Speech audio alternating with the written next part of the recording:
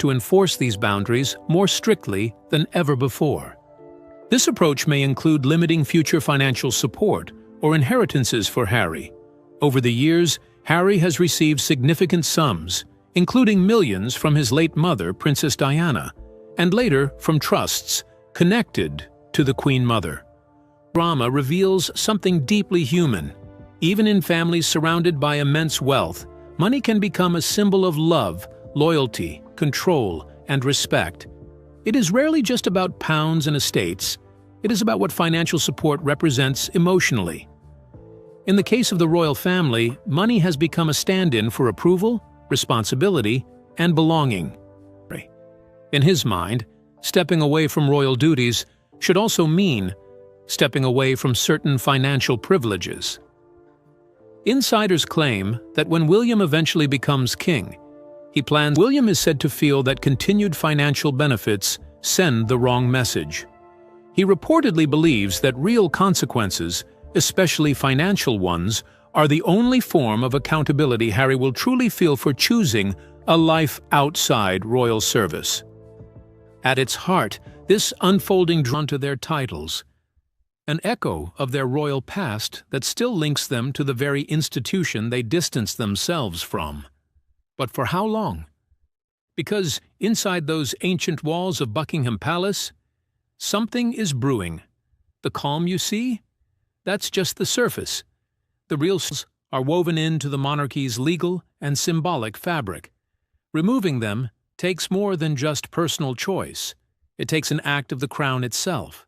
And so King Charles, ever the image-conscious sovereign, has opted to leave. My brother and I love each other. I love him deeply. There has been a lot of pain between the two of us, especially the last 6 years. None of anything that I've written and anything I've included is ever intended to hurt my family. But here's the catch. He can't just hand them back. Royal protocol doesn't work that way. You'll be on the side of Harry and Meghan and think, wow, they had to put up with a lot and I'm on there. Title things alone, for now. But don't mistake inaction for peace. This is chess, not checkers. As it stands, the Duke and Duchess of Sussex continue to hold on red carpets. Meghan Markle is a celebrity. She's an actress. She knows about angles. She knows about what makes a good picture. She knows about what's a good story visually. She's smart, and she has used some very smart strategy in her role. There's nothing wrong with that, by the way, to use the knowledge you gleaned in one field and career. Tabloid headlines accused her of dividing the once close bond between Harry and his brother, and of turning the prince against the institution he was born into. Stories, some from anonymous insiders, painted Meghan as someone who clashed with the royal way of doing things. And another one. To some, she was a breath of fresh air, a modern, outspoken, biracial woman, unafraid to challenge the monarchy's rigid traditions. To others, particularly in parts of the British press, she was seen as a disruptive influence. He admitted the weight of choosing exile, even as he tried to protect the family he had built in California. The tension, however, wasn't just internal. The public began to view Meghan Markle through increasingly polarized lenses. A lot of celebrities do. Here he is, like, selling out his family for money, essentially, when he's talked so often about the agony of being betrayed. Meanwhile, in multiple interviews, Harry insisting that the story does not reflect what truly happened behind closed doors. Despite public disagreements, there have been moments that raised hopes of healing. Reports say that Prince Harry and King Charles met privately in September 2025, sparking fresh talk of reconciliation. To some, Prince Charles to take full responsibility for handling communication with Harry. This move was meant to simplify matters and keep things orderly, but it may also have added pressure to an already strained relationship between father and son, as Prince Charles is said to have firmly replied, "I'm not a bank." That short sentence has since become a symbol of the emotional and financial distance that had grown between them. However, Harry has strongly rejected this version of events. A source close to him dismissed the book's claims as pure fiction, The situation unfolded, the book claims that discussions became increasingly tense. Jobson alleges that Prince Harry, feeling cut off and unsupported, demanded continued financial help. In response, final year. Slightly uneven, yes, but intentional. This was not a draft. This was a decision. As Charles read, the room grew still, his face so often trained into composure. Most of what lay inside matched long-settled expectations. Private estates, heirlooms, and assets already distributed years earlier. Balmoral, Sandringham, treasured 22. Only months before the Queen's death. Inside was a handwritten document, unmistakably Elizabeth's. The script was steadier than expected for her jewelry. Nothing unusual, nothing unsettling, until one envelope appeared. It was thinner than the rest, marked by a date that immediately caught attention. March 2000 shifted slowly. What lay before him did not concern property alone. It addressed Prince Harry, not in passing, not vaguely, but directly, with precision that left no room for misreading. The clause outlined an inheritance arrangement that ran against every assumption Charles had children, but didn't know how to make that happen without opening the palace to more controversy. Others believed the king had grown wary, especially of Meghan, whose brand building outside the royal of cutting him off financially. We now know several things that were said in that interview were not true. From podcast ventures to rumored lifestyle projects, Meghan's name remained in headlines. And with each... I have the two best guys in the world, so I'm really happy. Their rare visits were often shadowed by disagreements over security arrangements and strained schedules. Some insiders said King Charles longed to see his grandfold raised fresh concerns. And did huge damage to Harry's relationship with his father and with William. Harry also accused his father. He has the sweetest temperament. He's really calm and... Archie and Lilibet, born in 2019 and 2021 respectively, have spent very little time in the UK. Just be calling in. It's magic. It's pretty amazing. And family bonds still exist, yet they are now ruled by principles and rules rather than emotion alone. Independence is stripped of romance and revealed as demanding, practical, and costly, something that must be sustained daily without excuses. As a new phase begins, the central question is whether Harry will succeed in this quieter, more isolated space, or whether the lasting effects of separation will outweigh public narratives. Ultimately, it highlights a universal truth.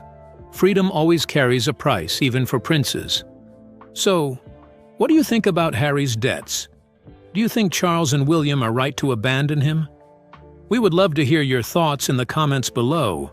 Don't forget to like and subscribe. King Charles and Prince William draw a clear line. Love, concern, and family feeling may still exist behind closed doors, but the crown will not absorb risks created outside its system. The monarchy, in this moment, chooses structure over sentiment. To some observers, this feels hard. An institution that has lasted centuries, they argue, can no longer afford blurred lines between public role and private choice. For Prince Harry and Meghan, the reality is settling in quietly. There are no private briefings, no subtle compromises, no back-channel rescues. The message is steady and unmistakable. The institution comes before personal bonds. Shift from reliance to responsibility, from protection to self-management. At the heart of it all stands the palace, unmoved and unyielding. Harsh, even cruel. Critics describe it as emotional distance dressed up as duty. They argue that family should bend when one of its own struggles. Yet others see something very different. A modern monarchy learning to survive by setting limits. To them, this is not coldness, but clarity. A larger question hangs in the air. What does this moment mean for the future of the monarchy? Will it discourage others from stepping away, knowing the cost is real and non-negotiable? Or will it deepen? This passage frames the situation as neither a dramatic failure nor a victorious comeback, but a quiet narrowing of choices and a reset of expectation. Without the constant comparison to royal life, her path becomes more self-defined. Success, if it comes, will not be borrowed from an institution, but built step by step, outside its shadow. Beyond the couple themselves, been internal divides, revealing cracks that were already there. The answers are not immediate. Time, perception, and public patience now play key roles. Forces that demand careful handling, not emotional reaction. It removes excuses. Independence sharpens accountability, leaving little room for confusion about who is responsible for what. Choices are no longer reactions, they are ownership. Meghan, meanwhile, appears focused on endurance rather than instant victories. The emphasis shifts from dramatic impact to steady presence. Markle stepped back from their royal duties. According to the Windsor Legacy, a book written by royal expert Robert Jobson, Queen Elizabeth II made a key decision during this period. She reportedly asked then and the British royal family have been explained in many different ways over the years. Some people point to emotional wounds, others to clashes of values, privacy concerns, or the pressures of royal life. Yet one explanation continues to surface again and again, surprising many observers. Money. This idea feels strange at first, considering that everyone involved belongs to one of the wealthiest families in the world. Still, the storm is still forming. But what if holding onto their royal titles is just part of a bigger plan brewing behind palace walls? Keep watching. A royal rift fueled by money and loyalty. Tensions between Prince Harry. Despite Prince Harry's personal fortune and independent income, reports keep suggesting that finances have played a quiet but powerful role in deepening the rift. At the center of this story is what happened after Prince Harry and Meghan Markle of being physically and emotionally cut off. There was vulnerability, but also frustration, especially toward his father, King Charles, and his brother, Prince William. He spoke longingly of reconciliation, but also of betrayal.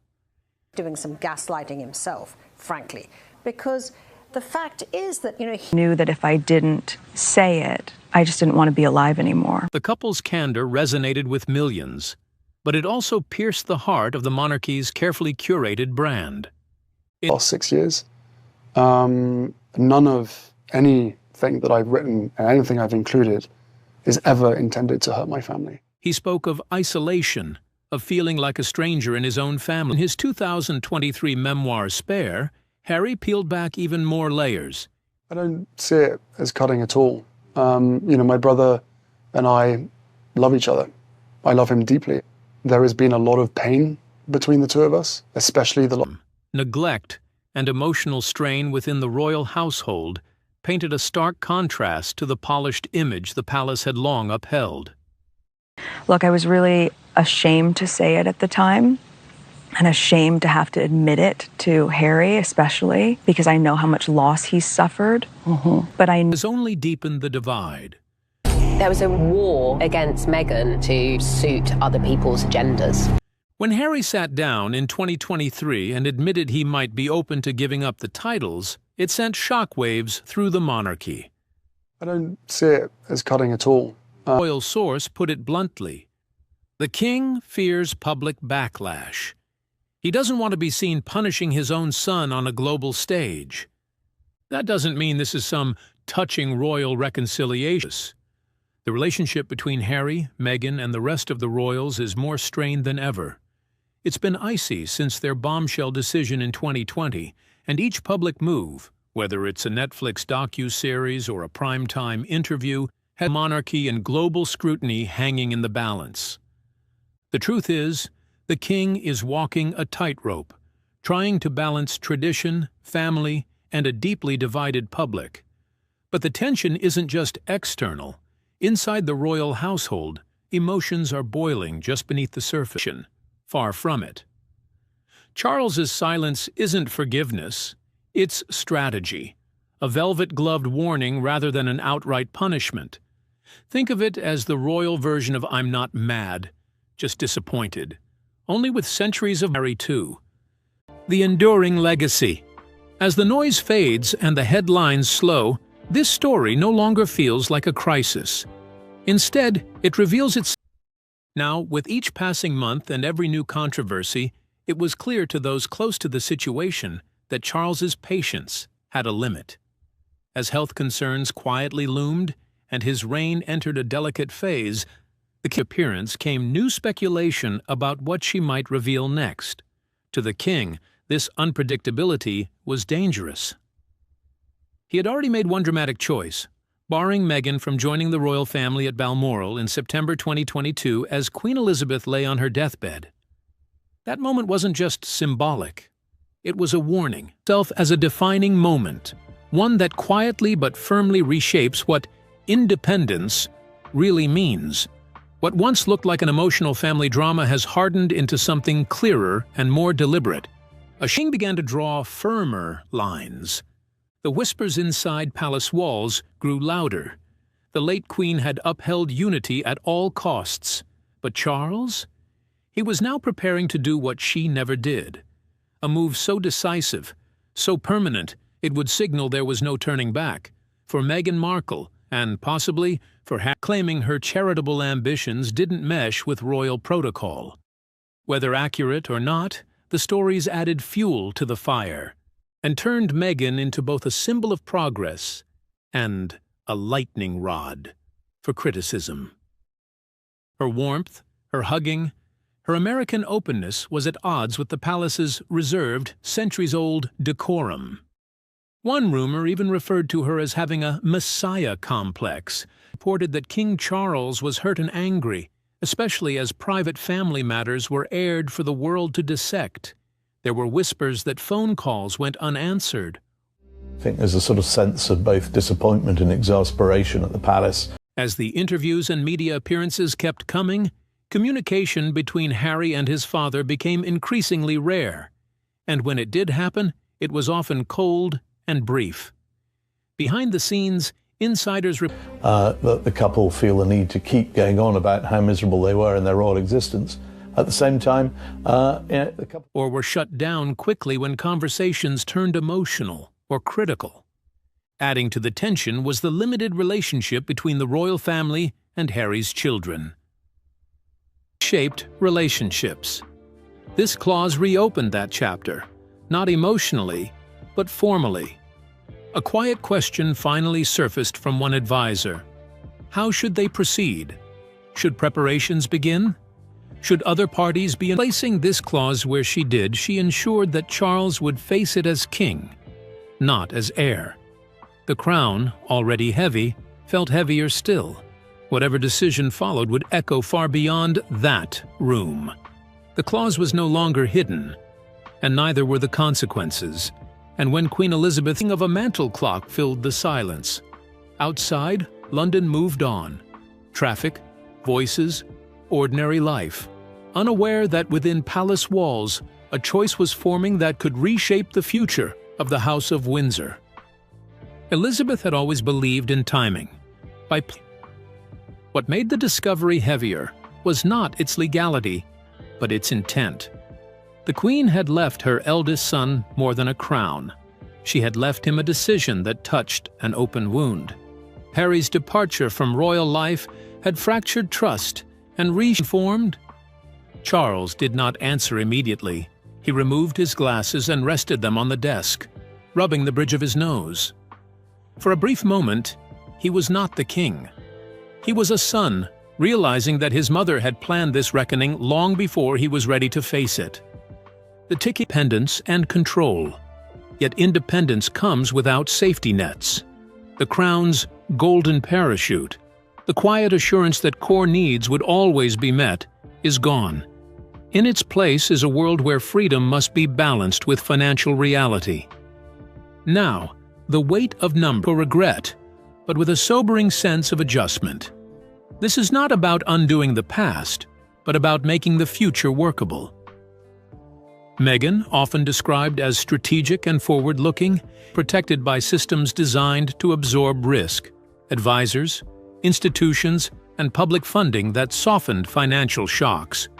Without that buffer, every decision now lands directly on his shoulders. Friends describe long nights spent reworking numbers. Not with panic is said to be deeply involved in reassessing priorities.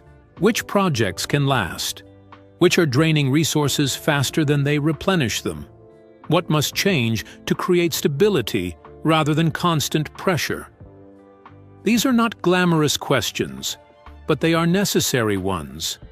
What makes the situation so compelling is its irony. The move away from royal life was meant to bring independence the monarchy. To William, this feels like a betrayal. He sees loyalty, discretion, and duty as the foundations that keep the royal family, and the monarchy itself, standing strong. From his point of view, benefiting financially from the royal name while attacking the institution undermines everything it represents. This meeting suggested that time and reflection might soften old wounds. Yet while the relationship between father and son may show small signs of repair, deeper problems appear to remain unresolved. Especially between siblings have reportedly shaped William's views on money and responsibility within the family. Sources suggest he believes that clear and firm financial boundaries are necessary. Harry and his older brother, Prince William. According to royal insiders, Prince William feels deeply hurt and angry about Harry's actions since leaving royal life. What troubles him most is the belief that Harry continues to earn large sums of money by using his royal background, while at the same time openly criticizing independent ventures across the Atlantic. But that idea quickly clashed with a monarchy built on absolutes. You're either in or you're out. There's no such thing as part-time royalty. King Charles, leaning on lessons learned during their 2021 interview with Oprah Winfrey, was more than just a televised moment. It was a cultural earthquake. I need to do this for my family. This is not a surprise to anybody. It's really sad that it's got to this point, but I've got to do something for my own mental health, for my wife's. Allegations of racism. The monarchy sought order. Harry and Meghan's world took a different path. Was the move about getting away from the UK press, because the press is, is everywhere, or was the move because you weren't getting enough support from the Harry and Meghan announced their decision to step back in January 2020. The hope, at least from their side, was for a hybrid role. Harry envisioned a life where he and Meghan could still serve the crown while pursuing their Elizabeth II's reign, believed clarity was essential. Half measures, he feared, would only lead to blurred lines around responsibilities, expectations, and, perhaps most critically, public funding.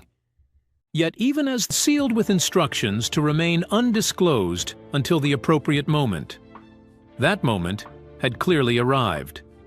Thoughts drifted to Windsor Castle, to a private study where Elizabeth might have sat alone, had been thinking far ahead, about division within her family, about time, and about consequences. The advisors waited as Charles reread the document. Once, twice, 3 times. Each reading carried more weight than the last, pen in hand, knowing exactly what she was doing. She had ruled through wars, political storms, and family turmoil. She understood silence as a tool. This clause was not an accident or an oversight. It was strategy it carried since his mother's passing. It was not simply about money or land. It was conditional, carefully structured, and tied to future choices. It suggested that Elizabeth, even while ill, legal counsel quietly confirmed what the king already suspected. The clause was authentic, properly witnessed, and fully enforceable. It had been and results. When creativity slowed or projects stalled, the financial pressure did not. Then there is security. Unlike working royals, private individuals must fully fund their own protection. With ongoing threats and intense public attention, security costs reportedly climbed into staggering. The core problem is not scandal or recklessness. By most accounts, There was no single catastrophic mistake. Instead, this is a story of structural vulnerability, of building a life around projections rather than guarantees. Income from media, speaking engagements, and brand partnerships is unpredictable by nature. Some years soar, others stall. Expenses, however, remain constant or rise. For Prince Harry, the shift has been especially jarring. He spent most of his life launched with good intentions and bold visions, often based on assumptions of future earnings and long-term prominence. But charity, while noble, still requires reliable funding. When income streams fluctuate, promises made during optimistic times can become heavy obligations during leaner ones, covering territory year after year. What once was covered by institutional systems now become a personal responsibility, expensive, unavoidable, and ever-growing. Charitable commitments added another layer. Many initiatives were. It is a dense knot of business commitments, legal disputes, security expenses, and high-cost living, each strand manageable on its own, but together forming a burden that now threatens to pull everything tight. The most striking part is how this situation came to light. $100 million crisis. What began as a daring leap into freedom has slowly revealed a daunting shadow. An estimated $100 million in financial obligations, looming quietly but powerfully in the background. This is not a simple case of overspending or bad luck, and lawsuits that shook Buckingham Palace. But what's unfolding now, days before what was supposed to be a quiet family visit, has left royal insiders and millions of ordinary people speechless. Prince Harry and Meghan Markle were supposed to be coming home. That was the plan. Harry, Meghan, Archie, and Lilibet reportedly set for private family time, a stop at Diana's grave in Althorpe, charity commitments with Wellchild, and the launch of the Invictus Games in Birmingham next year. It sounded like the start of a thaw, maybe even reconciliation. But something has gone badly wrong. Stay with us. Unmasking the one. After many, many years of lies being told about me and my family, there comes a point where